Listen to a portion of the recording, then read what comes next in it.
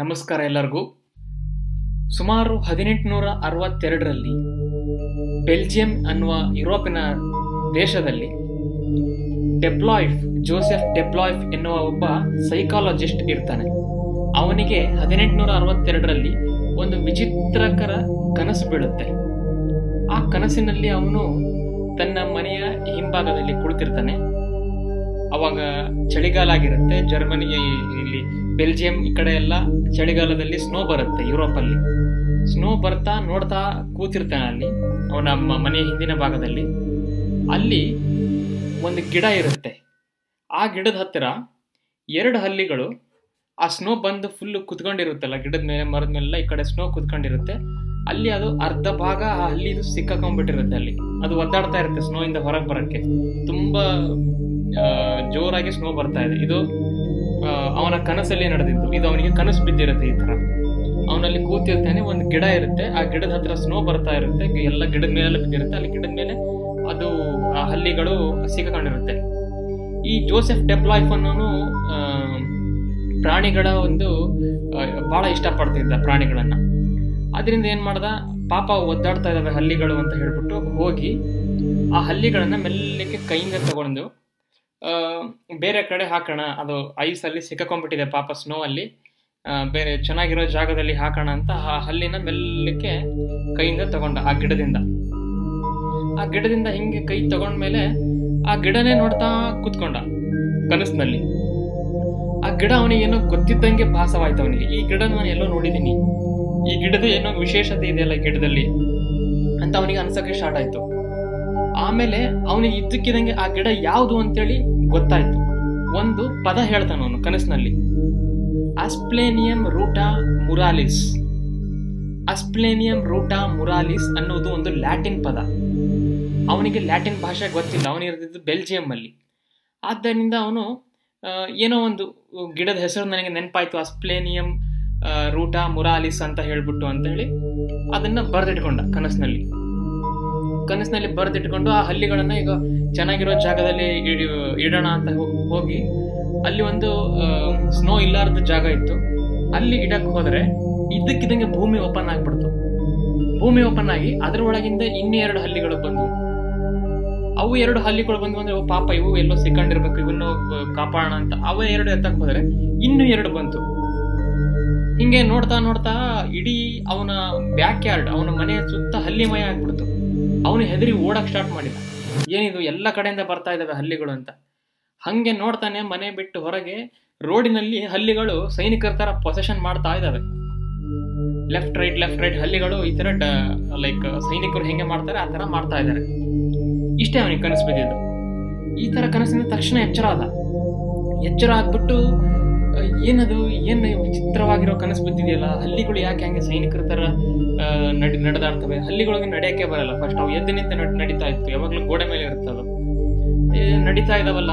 ಆಮೇಲೆ ಅದು ಯಾವ್ದು ಗಿಡ, ಅದು ಬಹಳ ಕಾಡ್ತಾ ಇದೆ ನನ್ನ.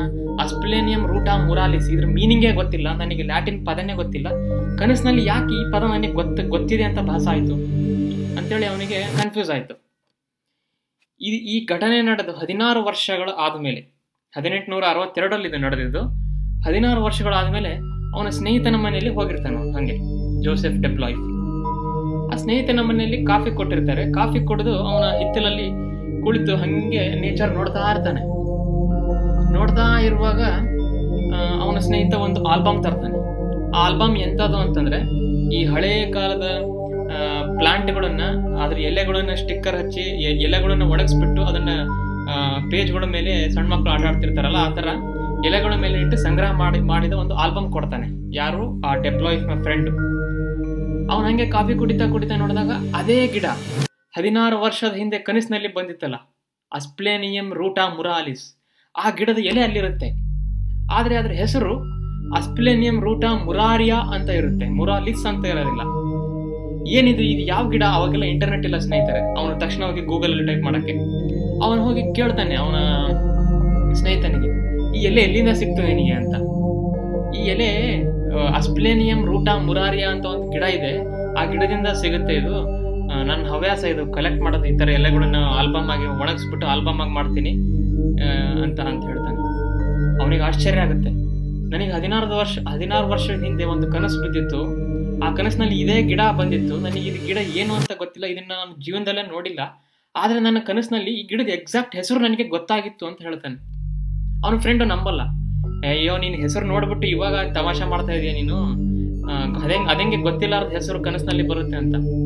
ಇದು ಅವನಿಗೆ ನಿಗೂಢವಾಗಿ ಉಳಿದೋಗುತ್ತೆ. ಇದಾಗಿ ಮತ್ತೆ ನೆಕ್ಸ್ಟ್ 5-6 ವರ್ಷ ಆದ್ಮೇಲೆ ಯಾವುದೋ ಮ್ಯೂಸಿಯಂಗೆ ಹೋಗಿರ್ತಾನೆ ಯುರೋಪಲ್ಲಿ.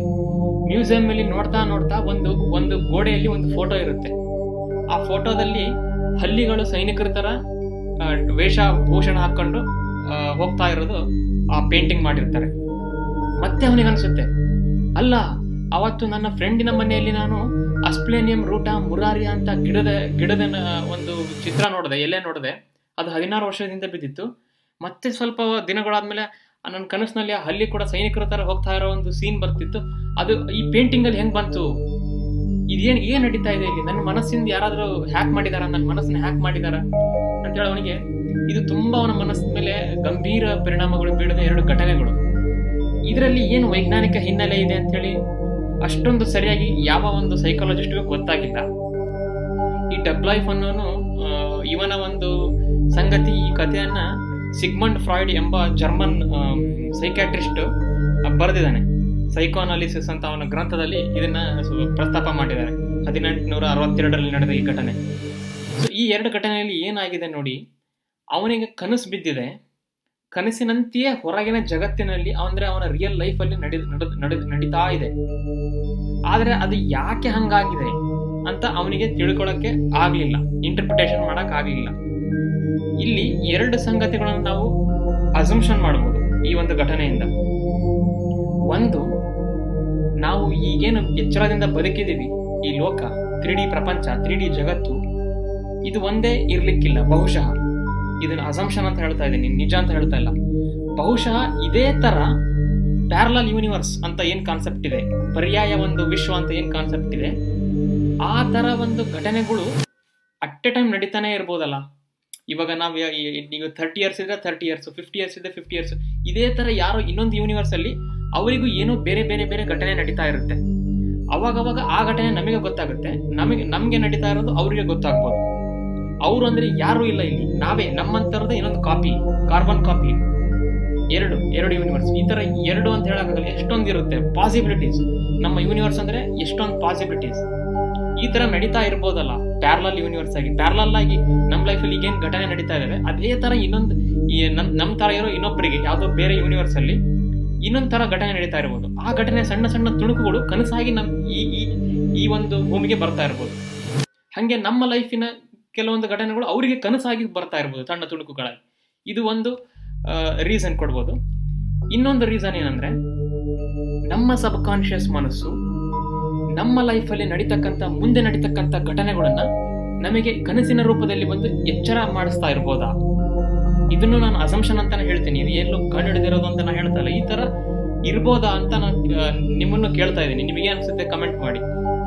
ಈ ತರ ನಾವು ಯಾವುದನ್ನು ಯಾವಾಗಲೂ ಯೋಚನೆ ಮಾಡ್ತಾ ಇರ್ತೀವಿ. ಅವನು ಸೈಕಾಲಜಿಸ್ಟ್ ಆಗಿರೋದ್ರಿಂದ ತುಂಬಾ ಮನಸ್ಸಿನ ಮೇಲೆ ಪ್ರಯೋಗಗಳನ್ನ ಮಾಡ್ಕೊಂತ ಇದ್ದ ಡಬ್ ಲೈಫ್ ಅನ್ನೋನು. ಆಮೇಲೆ ಚಿಂತಕನಾಗಿದ್ದ, ಅವನು ಒಬ್ಬ ತತ್ವಶಾಸ್ತ್ರಜ್ಞ ಕೂಡ ಆಗಿದ್ದ.